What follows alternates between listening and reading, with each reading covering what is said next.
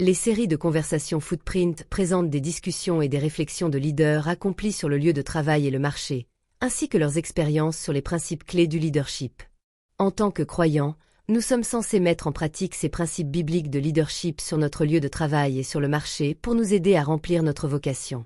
Les conversations Footprint de cette semaine portent en première partie sur la puissance d'un rêve, avec l'homme au rêve extraordinaire qui, du fond d'une fosse, est devenu Premier ministre d'Égypte. En tant que professionnels et entrepreneurs, nous avons tous des rêves. Que devons-nous faire entre le temps où nous recevons un rêve et le temps de son accomplissement? Le Premier ministre Joseph est présent pour nous aider, à travers son expérience, à réfléchir et à apprendre certains principes bibliques pour nos grands rêves. Accueillons-le dans les conversations Footprint.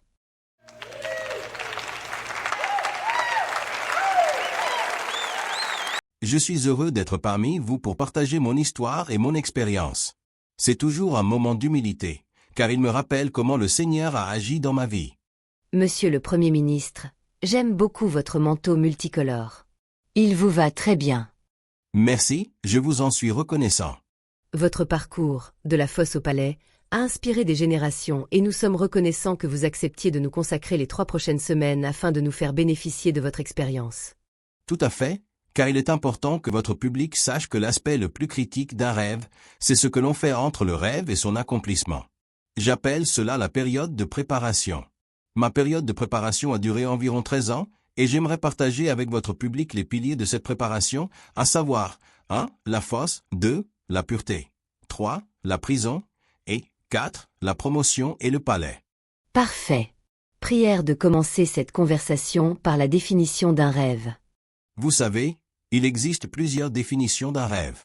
Je vais vous donner celle qui vient de mon expérience. Un rêve est une semence divine qui porte en elle une réalité future, spirituellement ordonnée. C'est comme une vision en direct d'événements futurs orchestrés par Dieu dans le cadre de votre destinée. Dans un rêve, vous recevez un aperçu spirituel de votre appel et du but du Seigneur pour votre vie. Il est important d'avoir un rêve dans la vie. Donc, vous aviez des rêves alors que vous n'aviez que 17 ans. Quels étaient ces rêves et que s'est-il passé ensuite? Le premier rêve que j'ai eu concernait des gerbes de blé. Ma gerbe s'est dressée et est restée debout, tandis que les gerbes de mes frères se sont rassemblées autour et se sont prosternées devant la mienne. Le second rêve portait sur le soleil, la lune et 11 étoiles qui se prosternaient devant moi. Aviez-vous compris ce que ces rêves signifiaient à cet âge-là? Et avez-vous été surpris par les réactions de vos frères et de vos parents lorsque vous leur avez raconté vos rêves? J'étais adolescent, donc je n'en comprenais pas pleinement le sens. Dans mon immaturité, je n'ai pas fait preuve de sagesse, d'humilité et de prudence, si bien que mes frères ont interprété cela comme de l'arrogance, de l'orgueil et de la prétention. La réaction de mon père était différente. Alors que mes frères devinrent jaloux, il garda cette affaire en mémoire. Mes frères craignaient le pouvoir, l'influence et les privilèges associés aux rêves, tandis que mon père se concentra sur l'appel que Dieu avait placé sur ma vie. Voilà pourquoi vos rêves vous ont attiré des ennuis. Ils pensaient qu'en vous éliminant, tout serait réglé. Vous vous êtes donc retrouvés dans une fosse, n'est-ce pas? Vous avez raison. Mais j'ai compris plus tard que la fosse faisait partie du rêve. La fosse symbolise la période de votre vie où tout semble sombre, morose et désespéré. C'est pourquoi je veux que votre public sache que, tout comme la graine a besoin de la terre sombre pour germer, la semence de mon rêve avait besoin de la fosse pour prendre vie. Si vous êtes dans le public et que vous avez l'impression d'être dans la fosse de votre rêve, prenez courage. La fosse n'est pas la fin de votre rêve, mais le commencement. C'est là que la semence de votre rêve va germer et s'enraciner.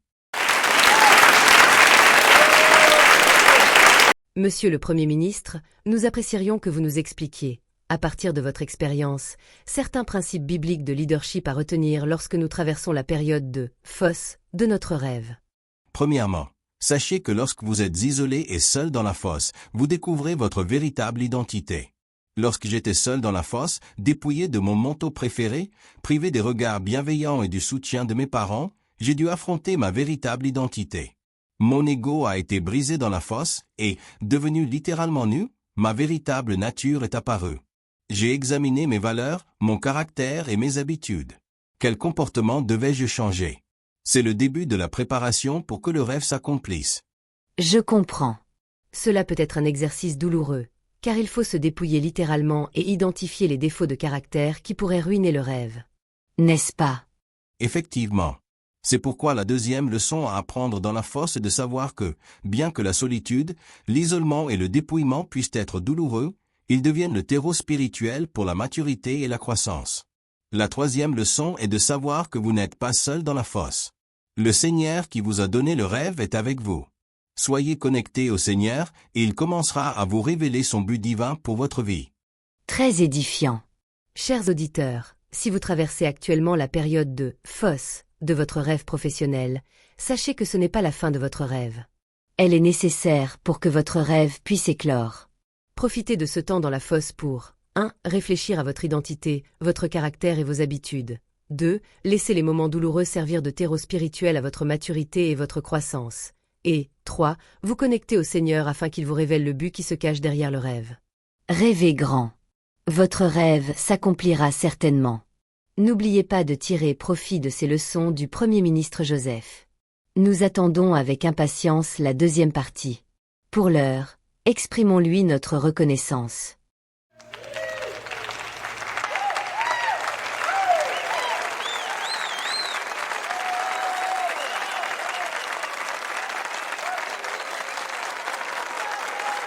Si la série de conversations Footprint a été une bénédiction pour vous, veuillez la transmettre à d'autres personnes pour qu'elle soit une bénédiction pour d'autres.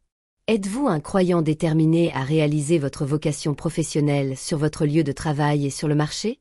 Nous avons plusieurs ressources pour vous aider à le faire. Il vous suffit de vous abonner à la chaîne YouTube pour recevoir les nouvelles ressources que nous créons chaque semaine. Si vous possédez aussi des talents créatifs, contactez-nous et laissons-le céder au Seigneur pour qu'il l'utilise pour avoir un impact sur le royaume.